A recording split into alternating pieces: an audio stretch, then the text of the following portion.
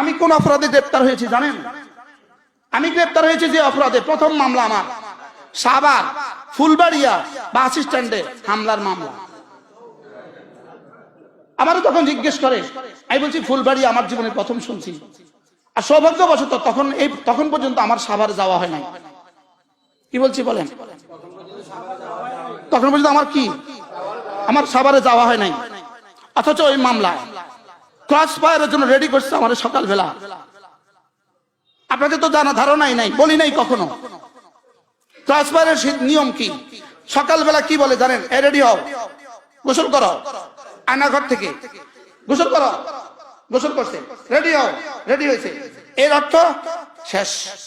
এর অর্থ কি? এই সকালবেলা উঠাবে গাড়িতে, সারা দিন ঘুরায়, সারা দিন সারা রাত ঘুরায়, ঘুরাইতে ঘুরাইতে ঘুরাইতে ঘুরাইতে চোখ বাঁধা, হাত বাঁধা, পা বাঁধা, কিছুই জানে না সে। রাত 2টা বাজে বাস গাজীপুরের কোন জঙ্গলে ঢুকায় দিছে, যাও যাও যাও, চলে যাও।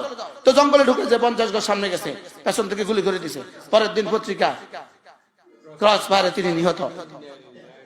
এই ছিল সব নাটক। কি ছিল বলেন? যেদিন এভাবে আমারও বলছে উঠেন, রেডি হন, কি ছিল সকালবেলার ওই অবস্থা? শুধু আল্লাহরে কইছি, এক কথা বলছে, আল্লাহ চলে তো যাবো, শুধু আব্বার কাছে, শুধু আমার মৃত্যুর শাহাদাতের সংবাদটা শোনা দিও আল্লাহ। কমপক্ষে আমি মারা গেছি এই কথাটা আমার পরিবারের কাছে শোনা দিও, এই সংবাদটা দিয়ে দিও আল্লাহ। শুধু এক টেনশন করছিলাম যে আব্বার কি হবে। আল্লাহ আব্বার খবরকে জান্নাতের টুকরো বানিয়ে দেন। কি দোয়া করছে সেদিন আব্বা, আল্লাহই জানে। সেদিন হয়তো দোয়া করছে, আল্লাহ তারা এই জালেমদেরকে যেন এই দেশে আর কখনো ফেরত না দেয়। আসবে না ইনশাআল্লাহ, বলেন ইনশাআল্লাহ, বলেন ইনশাআল্লাহ। জন্য আমাদের রক্ত ভুলবেন না, তারা আমাদের কোরবানি ভুলবেন না। প্রতিটা টর্চার সেল থেকে সারা রাত চিৎকারের আওয়াজ আসতো, পিটাতে পিটাতে পিটাতে থকে গেছে এক একজন। এরপরে করছে কি, তার বিবিকে উঠায় নিয়ে আসছে, বিবিকে উঠায় নিয়ে পাশের রুমে বিবিকে পিটাতে শুরু করছে। বিবিকে কেন পিটাইতো? বিবি চিৎকার স্বামী শুনতো, স্বামীর চিৎকার বিবি শুনতো। এভাবে করছে। পৃথিবীর কোন জালেমকে রব ছাড় দেয়, ছেড়ে দেয় না। পৃথিবীর সব জালেম, কোন জালেমকে রব ছাড় দেয়, ছেড়ে দেয় না। বলেন রব কি দেয়? রব ছাড় দেন, ছেড়ে দেন না। কত টন চোখের পানির বরকতে, কত টন রক্তের বরকতে আপনারা স্বাধীন, আল্লাহ ছাড়া কেউ জানে না। কত কোটি কোটি চোখের পানি, চোখের পানির পরিবর্তে খুন আসা গেছে। খুন কি পরিমাণ চোখের পানি গেছে, কি পরিমাণ রক্ত ঝরছে। লক্ষ্মীপুরের একটা ছেলে ছাত্রদল করতো, ওই ঈদের নামাজের মাঠে আমরা দেখেছি। লক্ষ্মীপুরের ছেলে, সে লক্ষ্মীপুরের ছেলে। বলতে আপনি না লক্ষ্মীপুর? জি লক্ষ্মী। ও বলতেছে হুজুর লুঙ্গি দুটা ছিঁড়ে গেছে হুজুর, লজ্জা নিবারণের কিছু নাই হুজুর, কোনো কাউকে সাক্ষাৎ দেয় না, সুযোগ থাকলে আমার একটা লুঙ্গি দিবেন। ওই ঈদের নামাজের মাঠে ঝর ঝর করে কাঁদতেছিল। কত শত নির্যাতনের পরে রব্বে কারীম আমাদেরকে কিছুটা কথা বলার সুযোগ দিয়েছেন। কি ভাই, কি পরিমাণ নির্যাতন! পুরো রমজান মাস প্রতিদিন যে ভাত, কি করব, প্রতিদিনের ভাত হাত দেওয়ার আগে গোবর যেমন এমন, পচা চাল, মুখে লোক পাতলার কোন ব্যবস্থা আছে? পাতাল যেটা ইন্ডিয়া ফেলে দিছে নদীতে, সেটা তুলে নিয়ে আসছে, পচা দুর্গন্ধ চাল। বুঝেন না?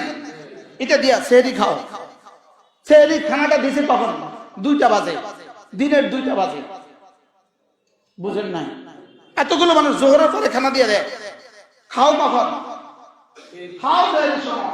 এবার বলেন ওই কথাবার্তার কি অবস্থা? বলেন কান্নাটা কেমন আসছে? তরকারিও পচে গেছে, ফ্রিজ আছে রুমে, তরকারিও পচে গেছে, ভাতও পচে গেছে। সেহরি খাও, খাও সেহরি। তরকারি কি? প্রতিদিন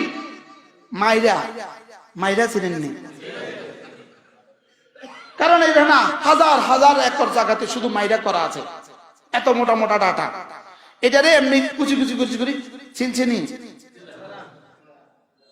মাছ দিছেনি, মুরগি দিছেনি, আর তেল দিছেনি, কিছুই দেয় নাই, শুধু সিদ্ধ করে পাঠাই দিছে। এবার বুধবারে অ্যামনেস্টি ইন্টারন্যাশনাল আসবে, বুধবার বৃহস্পতিবারে অমুক আসবে, লিখে দিতে হবে মুরগি, লিখে দিতে হবে খাসি। বুঝেন নাই কিছু, কি করতে হবে? লিখতে হবে কি? দুই একটা আছে না একটু টেরর টুরুর, লিখবো না, বলবা খবর আছে কিন্তু, ব্যাস একজনে বলে দিছে এটা দেয় নাই, তারা চলে গেছে, তারে বাইন্দে ফিটা শুরু।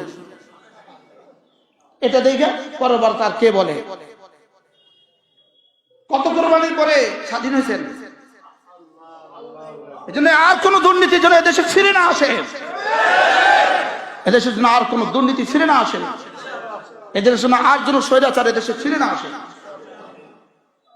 আল্লাহ আমাদের সকলকে বুঝ দান করেন। মনে কষ্ট পেয়ে গেছেন, এই জন্য সূরাটা তেলাওয়াত করছি। কি তেলাওয়াত করছি? একটা সূরা তোদের সামনে তেলাওয়াত করছি, ওয়াল ফজর ওয়াল ফজর ওয়ালায়ালিন আশর ওয়াশ-শাফঈ ওয়াল ওয়াতর।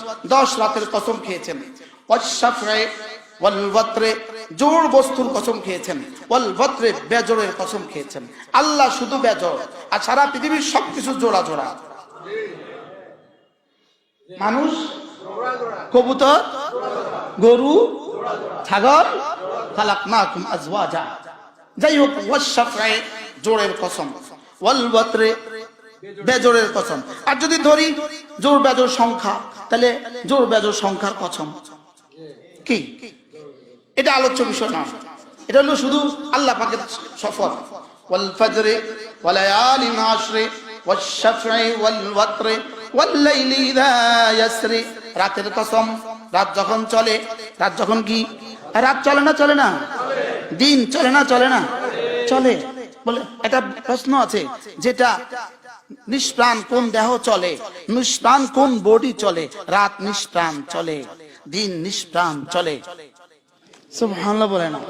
আরে নিষ্প্রাণ লেকিন চলে, প্রাণ নাই লেকিন কি প্রাণ? জড় পদার্থ না জীব পদার্থ? জড় পদার্থ। দিন জড় না জীব? জড়, কিন্তু চলে। নিষ্প্রাণ লেকিন লেকিন নিঃশ্বাস নেয়। সুবহানাল্লাহ বলে, নিষ্প্রাণ লেকিন কি না। এরপর আল্লাহ তাআলা বলেন কসম খেয়ে, ফজরের কসম খেয়ে বললাম। 2 নাম্বার 10 রাতের কসম খেয়ে বললাম। 3 নাম্বার জোড়ের কসম খেয়ে বললাম। 4 নাম্বার বেজোড়ের কসম খেয়ে বললাম। 5 নাম্বার রাতের কসম খেয়ে বললাম। এরপরে কি বললাম এটা নাই, কি বললাম এটা মাহজুফ, এটা উজ্জ্বল। এটা কি? এটা উজ্জ্বল। আজীব বিষয়, এতটা কসম খেয়ে কি বলবেন এটা উজ্জ্বল। এটা কি? আল্লাহ তাআলা বলেন আমি কি বলতে চাই তুমি বুঝে লও। সুবহানাল্লাহ বলেন। আমি বললাম আল্লাহ, মুফাসসিরিন বলেন কি উজ্জ্বল? আল্লাহ তাআলা কসম খেয়ে বলেন আমি ওয়াল ফজরে, ফজরের কসম খেয়ে বললাম। ওয়ালায়ালিন আশর, 10 রাতের কসম খেয়ে বললাম। আমি না বেজোড়ের কসম খেয়ে বললাম, আমি না জোড়ের কসম খেয়ে বললাম, আমি না রাতের কসম খেয়ে বললাম। নিশ্চয়ই নিশ্চয়ই আখিরাত হবেই হবে, জাযা আর সাজা হবেই হবে। আখিরাত হবেই হবে, জাযা আর সাজা হবেই হবে। জাযা মানে পুরস্কার, সাজা মানে শাস্তি। জাযা আর সাজা হবেই হবে। বলেন জাযা আর সাজা হবেই হবে, জাযা আর সাজা হবেই হবে। এটা বলে নাই, এটা রেখেছেন উজ্জ্বল। এবার রব বলেন জাযার সাজা যে দুনিয়াতেও কিছু হবে। উদাহরণ শুনবা? এইটা দেওয়ার জন্য আজকের ওয়াজ।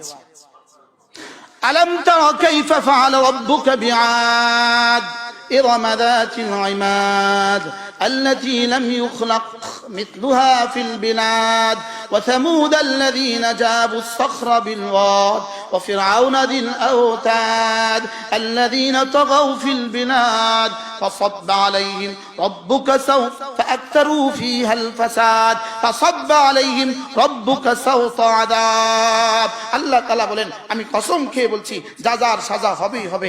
দেখো না আমি কওমে আদের সাথে কি আচরণ করেছি, কওমে সামুদের সাথে আমি কি আচরণ করেছি, ফিরআউনের সাথে আমি কি আচরণ করেছি, কওমে লূতের সাথে আমি কি আচরণ করেছি। দেখো না এরা ফাকতারু ফিহাল ফাসাদ, পৃথিবীতে বেশি ফাসাদ করছে, বেশি ফাসাদ করছে আসাদে, সবচেয়ে বেশি ফাসাদ করছে আসাদে। বাশার আল আসাদ 100টা ফিরাউন যা করে নাই বাশার আল আসাদ তার চেয়ে বেশি করছে। কি পৃথিবীতে এরপরে 2 নাম্বার উইকেট যিনি পালিয়ে গেছেন তিনি। আগামী প্রজন্ম ইতিহাস লিখবে, ইতিহাস এই ইতিহাসের মধ্যে নাম লিখবে, জালেমদের নামের তালিকাতে তিনার নামও উঠে যাবে। আলহামদুলিল্লাহ 2024 সাল পৃথিবীর জন্য সুখকর। 2024 সালে পৃথিবীর 2 জালেম পালাইছে। 24 সাল পৃথিবীর জন্য বড় কি বাশার আল আসাদ এক টানা 2000 সন থেকে 2024 সাল পর্যন্ত 24টা বছরে সে 5 লক্ষ মুসলমানকে হত্যা করেছে। কত লক্ষ মুসলমান? 5 লাখ মুসলমানকে হত্যা করছে।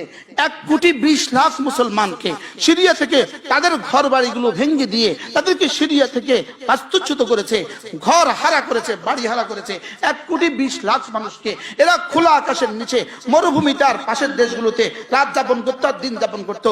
2 যুগ 2011 সাল থেকে 24 সাল পর্যন্ত পুরো সময়টাই উদ্বাস্তু, 1 কোটি উদ্বাস্তু মুসলমান শুধু বাশার আল আসাদের ষড়যন্ত্র।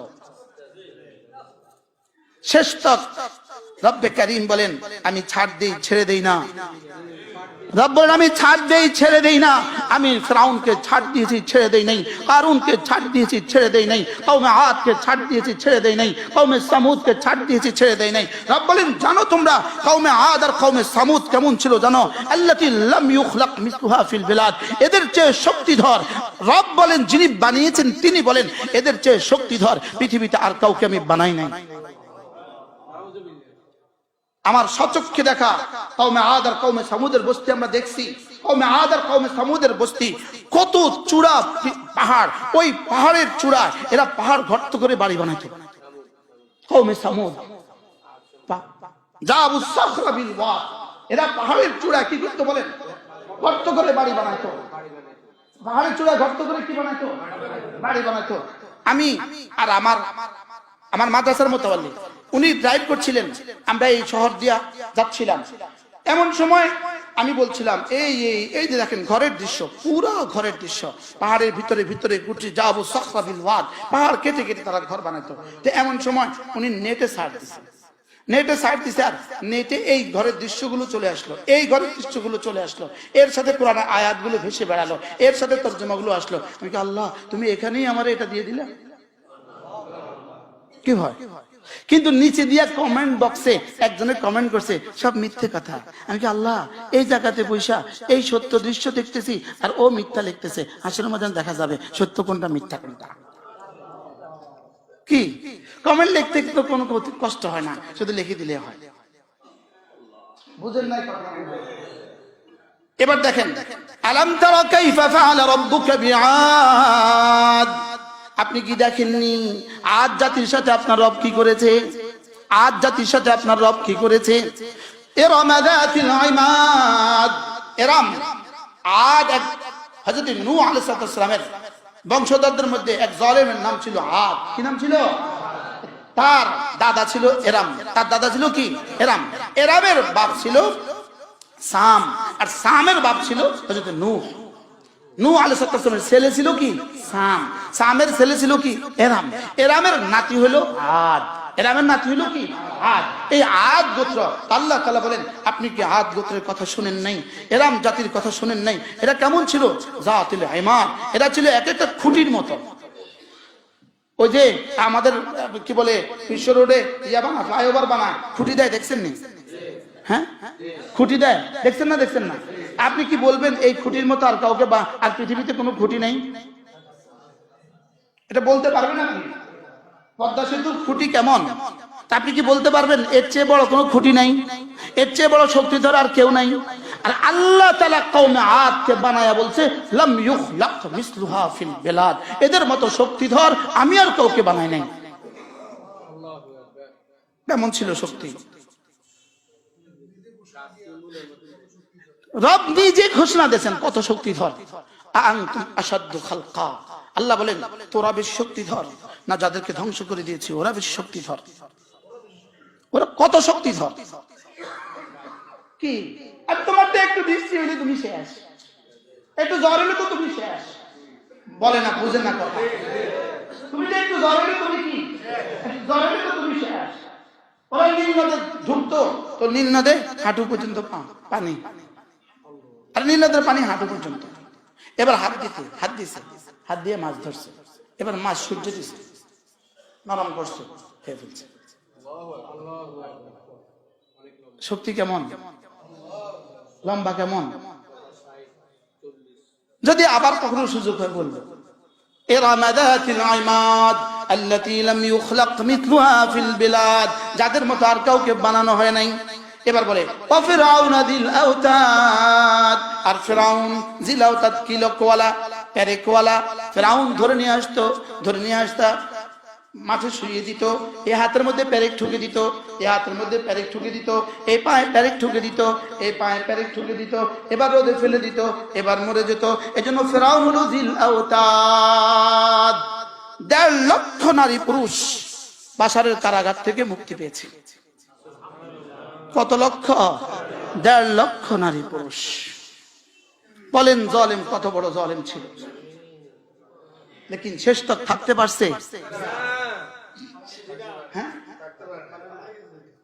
গত ওই দিন কিবারে পালাইছে? 7 তারিখ রাতে, 7 তারিখ দিবাগত রাত এশার নামাজ পড়ে, আমার মাহফিল ছিল যেখানে, আমি এশার নামাজ পড়ে গাড়িতে উঠছি। আমার ড্রাইভার আর খাদেমকে আমি বলছি এই শোনো 10 বার সূরা ইখলাস পড়ো, যেন সূরা ইখলাস শেষ হওয়ার আগে বাশারের পতনের খবর আসে। আল্লাহই জানে রব কি কাহিনী করলো। পড়লো, ওরাও পড়ছে, আমিও পড়ছি, ধ্যানের সাথে পড়তে থাকছি। যাই স্টেজে বসছি, পিছন দিয়ে একজন এসে কানে কানে বলতেছে হযরত বাশার আল আসাদ পালাইছে। আল্লাহু আকবার বলবেন না? কি ভাই, ইনশাআল্লাহ পরবর্তী উইকেট বলেন ইনশাআল্লাহ, বলেন ইনশাআল্লাহ। আজকে সংবাদ চলে আসে তো কেমন হবে?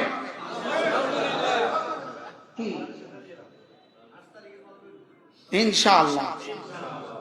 পৃথিবীতে আরেক ইতিহাস, এই সিরিয়া, সেই সিরিয়ার সংবাদ, সিরিয়ার সম্পর্কে রাসূলের হাজারো ভবিষ্যৎবাণী আছে। ইমাম হযরত ঈসা আলাইহিস সালাম ফিলিস্তিনে বাইতুল মুকাদ্দাসে নামবেন, আর হযরত ইমাম মাহদী আলাইহিস সালাম সিরিয়ার কাফেলা নিয়ে ইস্তেকবালে রেডি হবেন, আর সিরিয়ার দামেস্কে হযরত মাহদীর সাথে হযরত ঈসার মুসাফা হবে।